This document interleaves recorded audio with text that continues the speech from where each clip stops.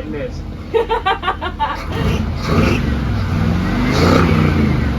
I think with it only being in the 90s, I think we're about ready here to start taking all of the stuff we're storing in here out so that we can get to work.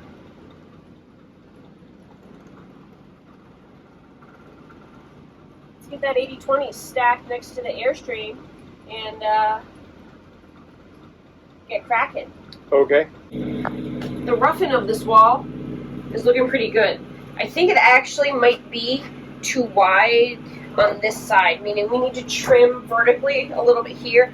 My shoulders barely fit through, which means your shoulders will not fit through. And sidestepping somewhat is fine, but I think this is just a little too narrow. Also, are these doors in line, or are these walls in line with each other? Well, they're not attached to the floor, so you might see some variation, but Yeah, they can be put in line pretty easily. They don't look lined up. And we did that one time a long time ago in a trailer. We don't want to do that again, where we built the whole thing front to back, and when we got to the bathroom walls were just whoop, a couple of inches out. And I don't know how we managed to make that mistake, but we'll never make it again. It was small. The way the door swung, it kind of stopped and it was fine, but it was embarrassing from an engineering standpoint. Kind of this is much the same as some of the cabinet framing that we've worked out on the other side. The only difference is, instead of losing space by bringing these feet all the way out to the floor, I've angled them so that they land on the slope, and we're going to attach them directly into the pitch of the wheel well cover. Now, that allows us to have a little more space here for something. We'll figure out what we want to do in the future. But the key was to kind of leave as much space and see if this would work. And I believe it will. I've already drilled them for screws, and it should go off without a hitch. We have enough room between here and the door to do some sort of low-profile shoe storage, actually. And I'm not really sure. It'll really depend on how I clad this and finish it, but this could be a really good cubby area, Andrew. Yeah, I think that makes sense to do. With the USB outlet here, I think you really did a really good job. This will be some sort of seating. I have my dreams of like a leather comfortable like chair, but I don't know if I can afford that. You know, we could do some sort of like closet or dresser or something once we figure out what the plumbing is going to look like. So I think this is a good base out. I think one of the things we really need to do is make sure the walls A are lined up, and B, I need to get the kitchen module out so we can really start squaring it up. And yep. So I think that's next. Okay.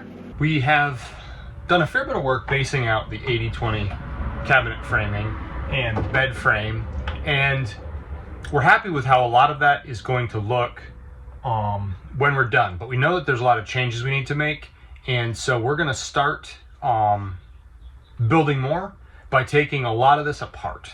Back here, this leg, it's got to land somewhere around here when we're done. And the problem is that obviously it's not a flat surface. So I've worked out a way to do this. I really do like how this side came out. Cutting an angle that lands right on the slope. And I think if I can replicate that on the other side with the kitchen cabinet in at least one place, it should look a lot better. But I've got to replace this leg with a longer one. While we've taken the opportunity to do some disassembly, Shauna is painting the back of the bed. So it's a Murphy bed, and when it folds up, we'll have a nice clean surface. It may not eventually be white, but it needs at least one coat to start out.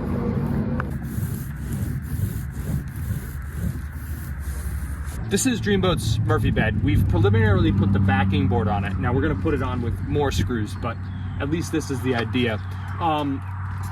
We're going to cover the edges in essentially standard width trim board, and that will essentially create sides for the mattress all the way around the frame. This is really kind of a prototype. We still haven't finalized the design, and we're still kind of messing with some things to see if we can get it better. All right, it's time at long last to deal with this big piece of unpatched wall. And what I've got here is 3M spray adhesive, and I'm gonna spray down the wall, and then I'm gonna put in some insulation. Now this is set up for houses. It's probably a little bit thick, so I'm probably going to peel it a little bit thinner and put it in the wall and use the spray adhesive to keep it in place.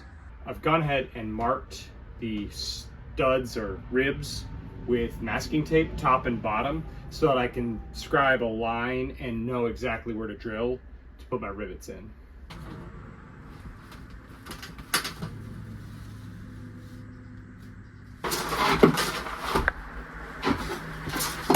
I almost forgot one of the things that helps most when cutting insulation is to just press it down with a straight edge. Yardstick, board, really doesn't matter. Anything you can press it down with will help you.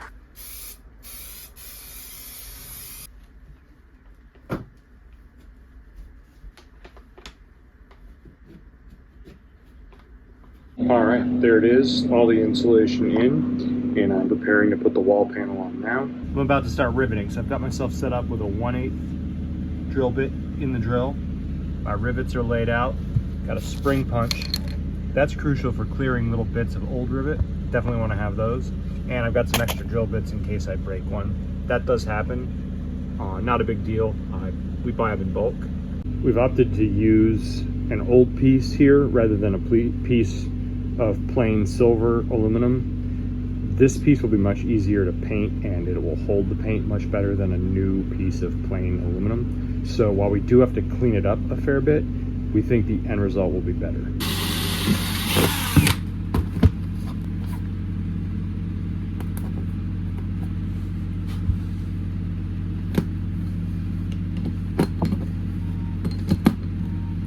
I've made some progress here today.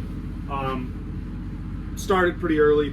It's slow going because you basically have to drill a rivet hole, put one rivet in, move to the next, because as it moves like that, if you drill a bunch of rivet holes, by the time you get kind of far away, the piece will have moved just enough that the rivet holes may not line up and you have to drill them again. So it's a bit of a slow process, but I've got the upper one attached. I'm about to attach the lower one. Once again, this is not the neatest looking material. We're reusing it, and we're reusing it for a couple different reasons. One is it holds paint much better than fresh aluminum. All right, I'm pretty happy with how this looks for right now. I've got a lot of the rivets in here that it needs, maybe not 100% of them, but most of the structure to the wall is back.